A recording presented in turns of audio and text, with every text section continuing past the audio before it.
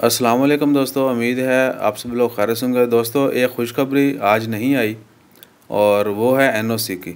NOC के मतलब अभी तक गवर्नमेंट ने कोई नया बयान जारी नहीं किया।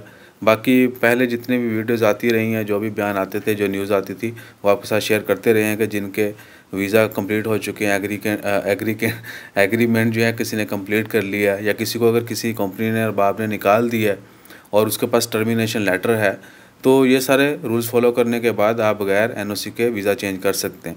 ओवरऑल यानी जनरली कह लें कि कोई भी प्रोसीजर जो है गवर्नमेंट की जानब से अभी तक शेयर नहीं किया गया कि ये एक मुकम्मल जो है तरीक़ाकार है। इसी तरीके से लोग अपना वीज़ा चेंज कर सकते हैं। और जिनको अगर कंपनी लेट्स सपोज मैंने अपनी जॉब कंप्लीट कर ली है, मैं चेंज करना चाहता हूँ, एग्रीमेंट जो था वो मैंने कंप्लीट कर लिया है, लेकिन कंपनी कहती नहीं, क्योंकि उनका एग्री होना भी ज़रूरी है।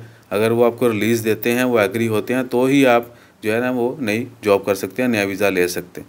तो इस तरह के भी मामलात हैं। अगर ऐसा होता है तो फिर आपको कितना अरसा बाद जो है ना वो दूसरी जॉब मिलेगी, क्या कभी भी नहीं कर सकेंगे। कंपनी कहती है कि खली वाली भाई नहीं देती आपको रिलीज़, आप कहीं और जॉब नहीं कर सकते, या पाबंदी लगा देते हैं कि ये आप कहीं जॉब नहीं कर सकते। तो इस तरह के बहुत सारे केसेस हैं।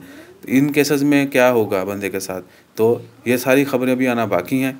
इंशाअल्लाह ताला खैर एक्सपेक्टेशन है कि जब वीज़ा ओपन हो जाएंगे 1 सितंबर से, तो ये एनओसी के हवाले से भी मज़ीद खबरें क्लियर हो जाएंगी। बाकी जैसे कोई अपडेट आती है इमीडिएटली शेयर करेंगे। अपना ख्याल रखिएगा और सबकी सेहतयाबी के लिए दुआ कीजिएगा। जज़ाकल्लाह, अल्लाह हाफ़िज़।